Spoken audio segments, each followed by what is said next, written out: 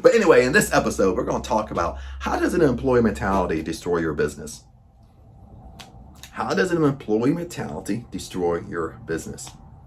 Okay, that's what we're going to talk about today. Today we're going to do some training, and I'm going to do a unique spin on it, of talking about an employee mentality versus an entrepreneur mentality.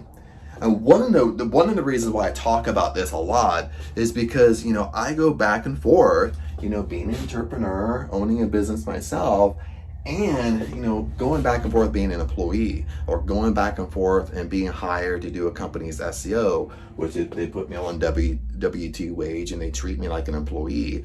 And for me, kind of going back and forth, I can kind of really see, the big difference between, working for a company and working for employees. Okay, no matter if they're your boss, or they're a supervisor, they're a manager, they're a director, a VP, a COO, they all suffer from an employee mentality because they all collect a paycheck. Bottom line, they all want their job to be easy. Bottom line, you know what I mean? So for this, I really see it hand in hand every day. I really struggle with this myself. Sometimes I lose jobs over this because it's just a conflict of mentality. Sometimes people don't see eye to eye with me when I do come over here as an employee. So we're going to talk about these differences, and we're going to talk about how can an employee really negatively affect your company and your business, especially if you have a small company. I mean, when employee mentality creeps in and it's too strong, it's going to shut your doors. Or you're going to lose some money, let me tell you. But other than that, let's get rocking and rolling, and let's kind of go through this together. Even though you're not here, you're kind of here virtually. But anyway, these are my notes down here, even though it's ugly. Okay, I just want to make sure I cover everything, the top points I really want to. This is a very important subject, so most of the time I don't need it, but in this subject I kind of need it. So let's get rocking and rolling. Now, one of the things when I look at myself, I only can talk about myself at this point, is when I'm an entrepreneur, when I'm business Chad, entrepreneur Chad, one of the things I've learned over the years from CEOs, from people that I've worked for that own the company, that are multimillionaires, one of the things that they've taught me is, Chad, you have to pre-plan your day. Okay, either the night before or when you come in for work. You got to pre-plan your day. You got to know what you're doing for that day. Okay, so now we're talking about two different things. Either I do it the night before, either I do it before I leave work. I make a list of what I'm going to do the next day. Makes sense, right? So even if you go into work, get this, even if you go into work, how many jobs you go into work and you're going to take, your first 30 minutes and pre-plan your day? What's your boss going to tell you over here if you're an employee? They're pretty much going to tell you, what are you doing? Do that at home on your own time. Because they're an employee themselves. Over here, you're kind of being personally developed. You have mentors and coaches, and your mentors and coaches, hopefully, are very, very successful. So, they've done this and it works. Over here, what happens is the employee mentality is that they pretty much go with the flow. There's no plan. Okay. They just show up for work. They go with the flow. There's no plan. They waste time. They're trying to figure out what needs to be done, so forth and so forth. So over here, when you look at efficiency, okay, is this your efficiency is low? You're not efficient at all. So one of the things we can say over here on employee mentality is like the whole mindset of being efficient and getting stuff done is very, very low. Because over here, when it's your business, you're an entrepreneur, you own the business, so forth and so forth, that you want to pre-plan Oh, why? Well, you don't want to waste your time. You don't want to be inefficient. You want to keep on self-improving because you want your time to be most efficient. You don't want to waste time. For example, over here, I want to pre-plan. So if I pre-plan, when we talk about pre-planning, I only want to focus on maybe 3 to 5 things per day. Okay. Now, when I focus here, I'm focusing here. Let me put this down. Here, I'm focusing. I'm laser focused, and I'll give you examples. But over here, as an employee, what does an employee do? Well, most of the time they're unfocused. But let me give you another word that floats around. Another word that floats around is multitasking.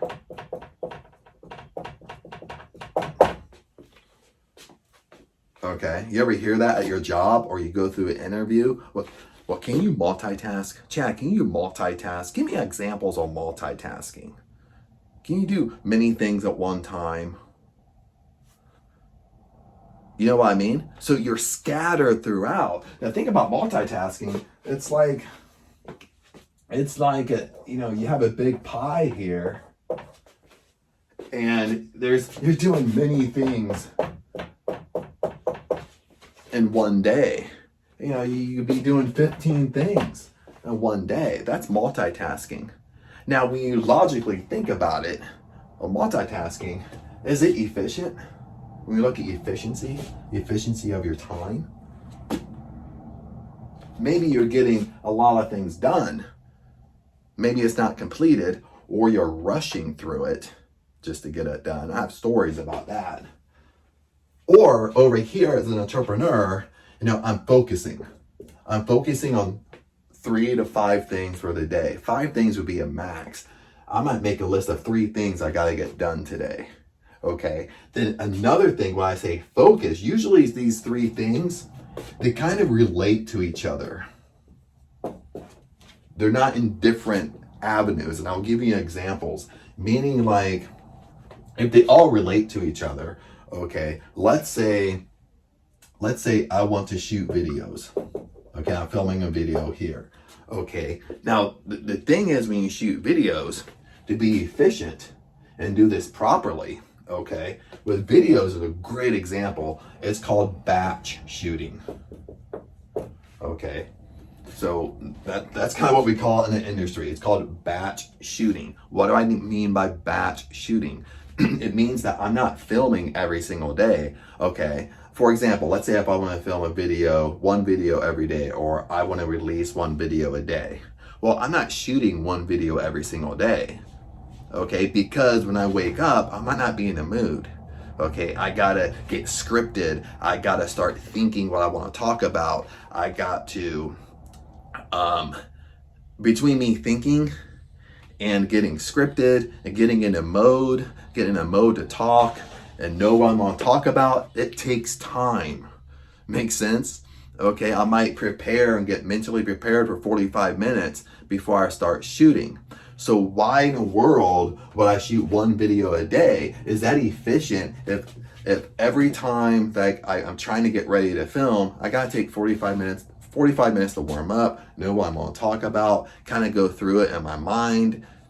You know what I mean? That's why multitasking don't work, because once I start doing many things, I do one thing, then when I jump to something else, well, I got to adjust. And then that's a waste of time. When you start going to multiple things, you have to adjust emotionally. You have to adjust thinking wise, because it takes you time to kind of warm up to it. It takes you time to get into the groove, and that's where you waste a lot of time. Okay. That's why multitasking really, how it came to be about, even though it's an employee mentality, it's really a middle class mentality. Okay, it's not a wealthy mentality. When you talk to very successful companies, very successful people, multi-millionaires, they focus. They don't multitask. They focus their time, okay, then they're only doing anywhere from 3 to 5 things a day. Those 3 to 5 things are focused and they relate to each other, just like the example I gave you of batch shooting videos. If I'm going to shoot videos, well, if I'm going to focus, well, I might shoot, like I'll give you an example. Yesterday, I believe I did batch shooting yesterday and I shot 6 videos. So that's pretty much what I did all day. Okay, I shot 6 videos. Then what related to shooting 6 videos, I uploaded them to a computer. Then I did some editing on the videos and so forth and so forth. So what I was doing is all related to one another. But I focused in because that's what I was in a mode to do. Once I get in a mode to do videos and I start talking, getting scripted, well, it's easier for me to do video number 2, video number 3, video number 4, because I don't have to spend time to warm up because I'm already warmed up to do it. So you gotta, so you have to focus your time. Another thing I want to bring up is that's kind of really popular today, even when I go through interviews as an employee, okay, is companies love to say they have an open door policy. You ever been through an interview and the person interviewing you, the manager, the director, VP, COO, and they say, well, Chad, we have an open door policy here. And sometimes if I feel like playing with them a little bit in an interview, I'll even challenge this, is because I'll even say that it makes really no sense. I mean, if you have an open door policy, what that means is you're doing this interview and somebody can walk in here and disturb you and you get up and you attend to them even though you're interviewing me. Some of these open door policies in these companies are just horrible. Especially in small business. You see it in small business where, Chad, we have an open door policy. Because when I start talking about multitasking, when I start talking about focusing your time and, being focused and planning your day, and if you have an open door policy over here, another thing I'm saying over here is you have to limit, to be very successful, to get a lot of stuff done and focus, well, you have to limit your interruptions. Okay, so as an entrepreneur, you have to limit your interruptions. Or if I'm limiting it, what's happening is I'm in control of it. So an example, if I'm in control of my interruptions over here as an entrepreneur, and they expect me to do an open door policy over here, the difference is, well, if I have an employee over here that needs to talk to me, okay, means they can just come in my office and say, Chad, I need to talk to you, and I'm supposed to drop what I'm doing and attend to them right away. Okay, that's the most inefficient thing you can do. Over here, I'm in control. I'm in control of the interruption. So if an employee wants to talk to me, of course I'm going to talk to them. Okay, I might not talk to them when they want to talk to me because I might be right in the middle of something, but I'm gonna look at my schedule and say, hey, or my secretary's gonna look at my schedule and say, well, Chad's available at 1 p.m. Come back at 1 p.m. and he'll talk to you. Or I might do the same thing. Well, I'm available at 1 p.m. That way I'm focused and I can attend to you. My mind's not scattered on something else. I'll talk to you then. That's being in control of your interruptions. Okay, you're in control versus this whole thing of having an open door policy. Open door policies don't work. Once your business gets too big, it doesn't work. It causes chaos, and it causes inefficiency and chaos. And most of the time, what goes along with an open door policy is they love to kind of put you on salary. When we talk about salary positions, it's just corny. All salary positions with a lot of companies it just breeds inefficiency. You're not efficient at all, because this is what happens. It's like a vicious cycle. When they put you on salary, they want you to multitask. They want you to have an open door policy so people can interrupt you throughout the day so you're not focused. So you're not really getting anything done. All this did is waste your time at work, that wasted your 8 hours, but now all of a sudden you still need to get your work done. You wasted your time for 8 hours because all this is disrupting. Now you have to work overtime, which they don't have to pay you for. You see how I'm saying? It's all inefficient. Open door policies don't work, especially in small business. Okay, it seems political to talk about. It seems nice to talk about it. It seems good to talk about, have it on paper, but realistically it don't work. You have to take control. Over here, you have to control it. And this is what in interviews they don't like to hear is, well, I'm going to control my interruptions. And I'll give you an example. I have a recent example I had. I recently was hired with a company that hired me as an SEO consultant, and I was trying to negotiate with them that I would work from home, but they didn't want me to work from home. They wanted me to come to their business and work inside their business, but they said, I could help with other things and blah blah blah, which was illegal anyway when they're paying you as a consultant. But other than that, but this is the whole thing they were on. I was their SEO consultant. Get this, I was their SEO consultant. Okay, at least about 60 to 70% of my time was working in the shipping department,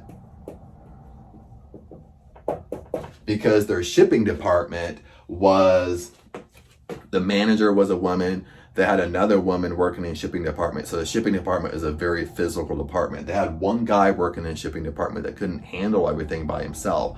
So they would come over to the marketing department, which I was part of marketing because I did SEO, and they would pull the whole marketing department to go over in shipping and help. And this went on like every single day, 3, 4, 5, 6 times a day. And every time they came into the marketing department, we were basically just told we had to drop and go help. And this happened. So, it's kind of like a multitasking nightmare. Okay. Open door policy nightmare. Then most of my time was actually working in a shipping department. Then when I would come back to the office and try to sit down and get refocused on doing SEO, by the time I would get refocused and it'd take me 20 minutes to get into it again, then I would be pulled again. So was it efficient? I mean, this was a small business doing this. To them, they're just trying to stay afloat. To them, it made sense. But when you stand back and look at it, it doesn't make sense whatsoever, because that means them hiring me as an SEO consultant, helping the marketing department, and they're just tearing apart the marketing department because they have us all over the place. And we're not even doing marketing or digital marketing or SEO or anything, but they have us too scattered. They have us doing too many things. And we're doing too many things outside the department. Not saying, granted, they'll come back and say, well, Chad, you're not a team player. Well, it's not working. It needs to have a different plan. Makes sense? Because eventually what happened, even though all this is going on, eventually they come back and they want to hold me accountable to doing SEO. Now all of a sudden they want me to hold me accountable. Well, how much did you get done? Well, of course I didn't get done that much, because I'm up here doing this most of my time. So eventually it's going to switch around and spank you right in the ass, because they're going to try to hold you accountable. That's why this stuff don't work.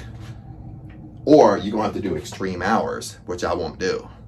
Like, if they're going to waste my time over here, well, I'm going to do my 8 hours and go. I'm not going to do 12, 13, 14, 15 hours when they're wasting my time. Like, when they're purposely wasting my time, they're just doing this bullshit over here. I mean, that's pretty much what it is. It's bullshit. Versus over here, you want to control your interruptions. If somebody comes in and says, hey, Chad, I need your help, and I'm right in the middle of writing a blog, well, I'm in a focus mode of writing a blog, I'm in a mood to write it, it's like, hey, I'm sorry, I gotta get this done. You know what I mean? When people want you right now, you have to be able to control that in order to get stuff done. If not, you're not in control, it's going to be chaotic over here.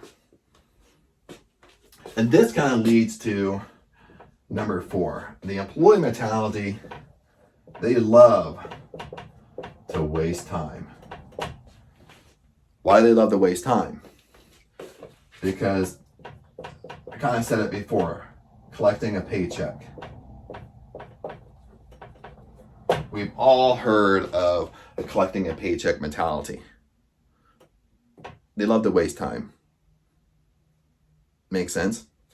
Because up here, they don't really care because it's not their business. Employees don't care because it's not their business. They don't care if you have them running around doing many things. As long as they can go home at 8 hours, as long as they're still getting paid for it, they don't care. They don't care if it's efficient or not. Because again, why? Because it's not their business. Make sense? Now, I've been in every type of meeting. I've been in management meetings, department head meetings, department head meetings, where it's just department heads. I've been in corporate meetings, and I can tell you right now, in every single meeting, it's the employee mentality. When you're looking at meeting structure, okay? And I come from, I was kind of mentored early on that when you go to meetings, you say what you got to say, okay? No matter if it's a pro, a con, ugly, nice, mean, or whatever, because, if I'm honest with you, okay, if I'm just plain honest with you, that helps your company more, it helps the department more than just sitting in a meeting and agreeing with you and walking away and, oh my God, I didn't agree with this. What do you think? We all experience that going to meetings. And I can tell you it happens in every meeting, every level meeting, corporate meetings, board meetings that I'm involved with. Happens the same way. People don't want to go to meetings and be honest. If people aren't going to be honest with you, it hurts your company, it cripples your company. Bottom line. You have people just agreeing with you because they don't care or they think they're going to lose their job. It hurts your company, hurts your business. Bottom line. So over here, the employee loves to waste time. It's not their business. As long as they're collecting a paycheck, they show up to work sick. They take 10 bathroom breaks sitting in a bathroom, or they're talking on the phone, they're planning their vacations at work. Well, they don't care because they're just collecting a paycheck. It's not their company. Now over here,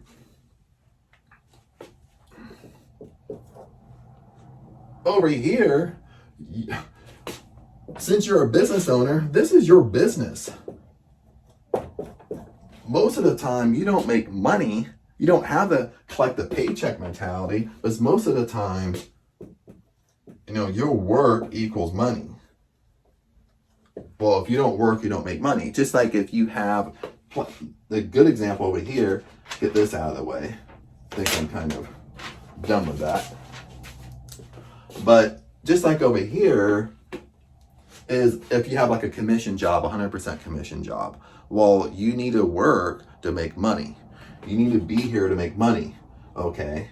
Even if you have a commission job, okay, you need to be efficient to what? Make money. You don't want people to waste your time, okay? You want to control your time. You don't want people to waste your time. Why? Because it costs you money. It costs your business money. That's why entrepreneurs, they do a lot over here. Okay, you do a lot of personal development. And we'll talk about that in a second. You do a lot of personal development to do time management just because it all affects your bottom line. It affects your business. It affects the money you're making. Bottom line. Over here, when you're looking at the employee mentality, well, they could really give a rat's ass about your business. As long as you're paying them and they're collecting that paycheck, well, that's about it. Now, another huge thing that kind of goes with this is when I go into a job and everybody's an employee most of the time, or employee mentality most of the time, one of the things that I'll go in and I start trying to help them, I start kind of see what they're doing. And one of the things, I'll give you an example. On Fridays, I love to kind of treat Fridays as a personal development day, as a learning day, not so much a catch up day. A lot of companies, oh, it's a catch-up day, but you're still just working. Most employees, the issue with most employees is they think they're experts. Even if you talk to an intern that has no experience, they think they're an expert. They think they're an expert marketer, but they've built nothing.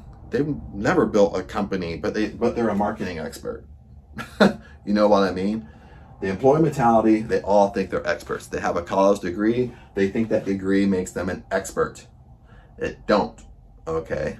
Now, what's the bottom line of being an expert? Is if you think you're an expert, if you think you know everything, well, do you continually learn? Are you doing any type of personal development? No. Okay. And you see that when you go back into the employee setting when you take a job. Nobody in managers, supervisors, directors, VPs, they're not, and I've seen even COOs and CEOs, they're not involved with personal development at all.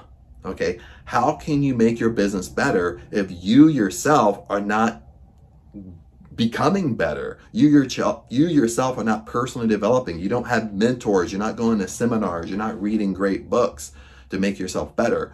How can your business get better if you yourself are not becoming better? This is the main curse as an employee in companies, in big companies. This is the main curse, is everybody thinks they're an expert, but nobody is doing personal development.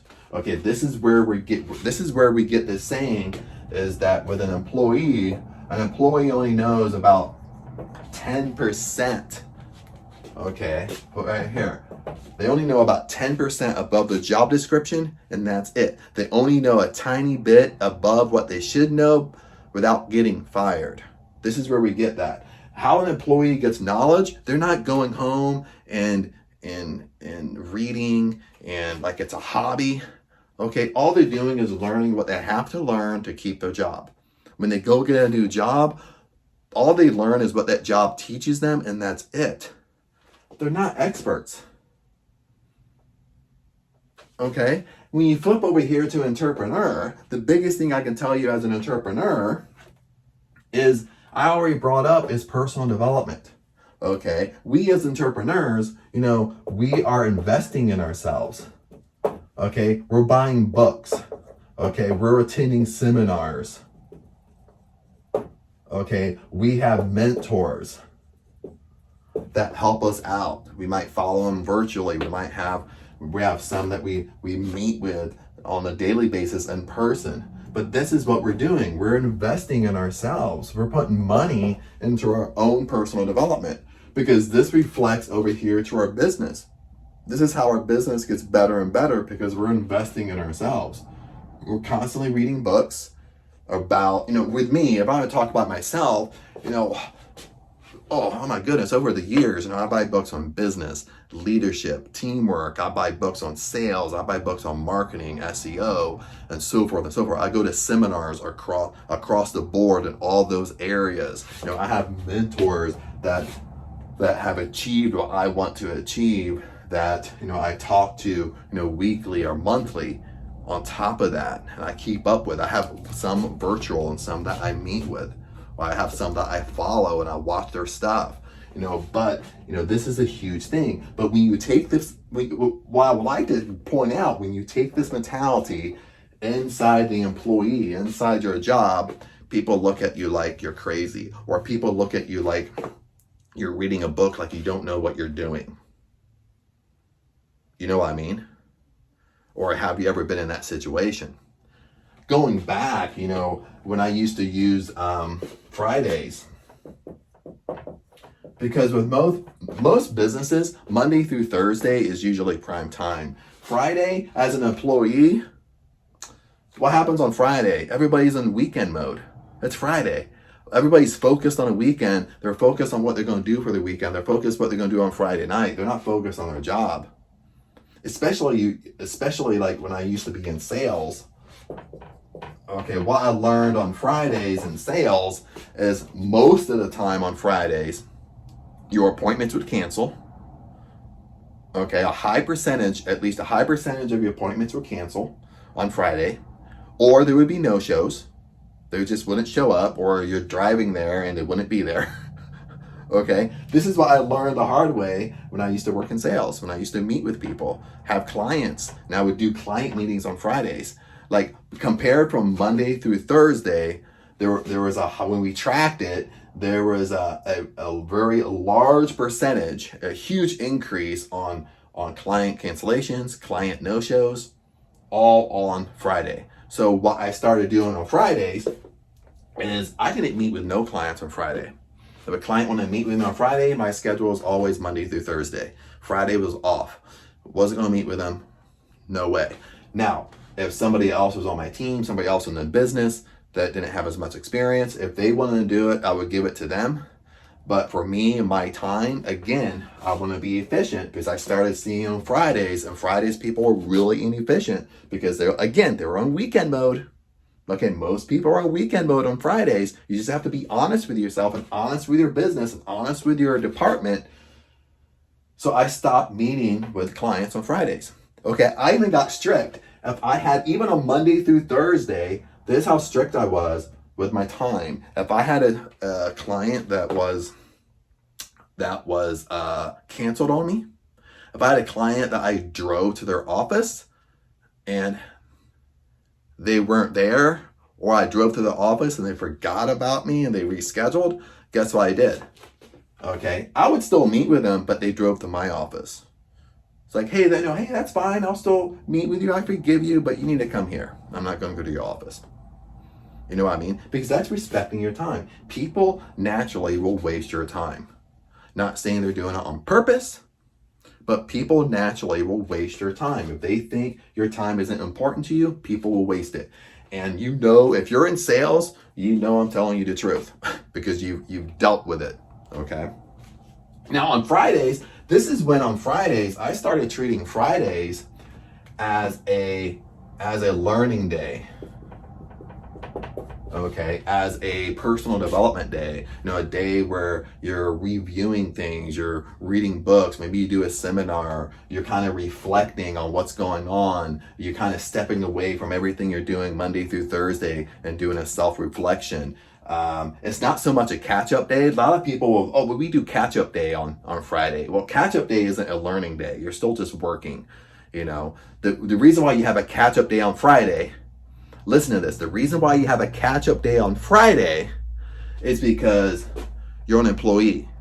You have an employee mind, or your boss thinks like an employee. Because why? Because you're not in control of your schedule. That's why you have a catch-up day on Friday. Okay? You have a catch-up day on Friday because what? You're multitasking. You have an open door policy. People can interrupt you anytime. You just drop and go. You don't get nothing done Monday through Thursday. Now you have a catch-up day. Okay? I'm going through the bullshit with you. Okay? You can't fool me because you're not in control. You're not focused. You're not doing, 3 to 5 things a day. You're trying to do 20 things. Okay? That's why you have a catch-up day.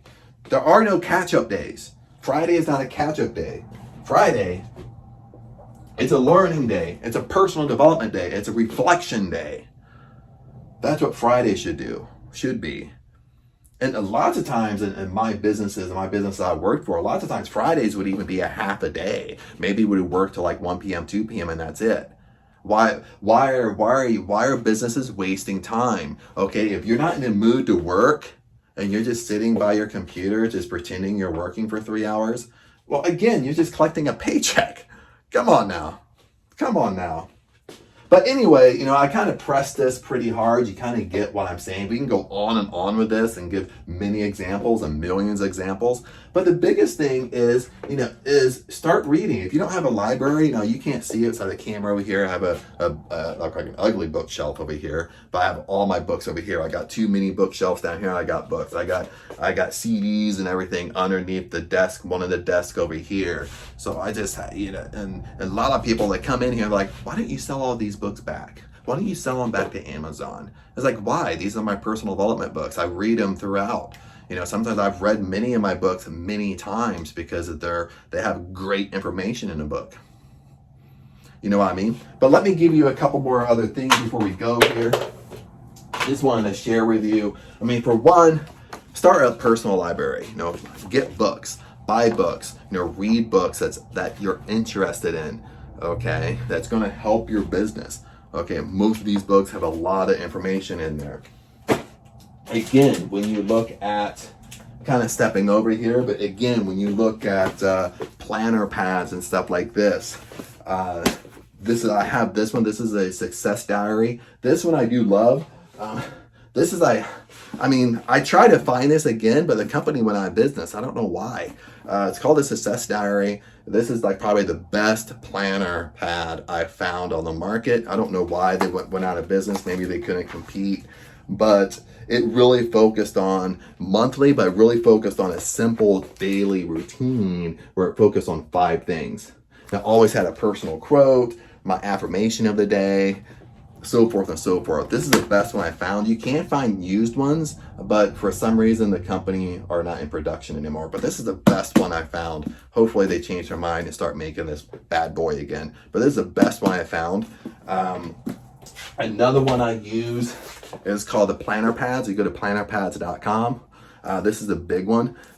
So this one kind of focuses for the week, but it basically has shut this down. It basically has a 3-tier system. So you write everything up here you want to do, maybe not for the week, but almost like a to-do list. Then you funnel it down here Monday through Friday. Then you funnel it down here again. This one works like a funnel, times of the day you're going to do it. This one I do like. The only thing is, when you get up here, this is the whole week. If you have a lot of stuff up here, what happens is for me, it starts to get overwhelming. You know what I mean? When you see a lot of stuff, your mind gets overwhelmed. Okay. That's why when I said over here, you know, focus on 3 to 5 things.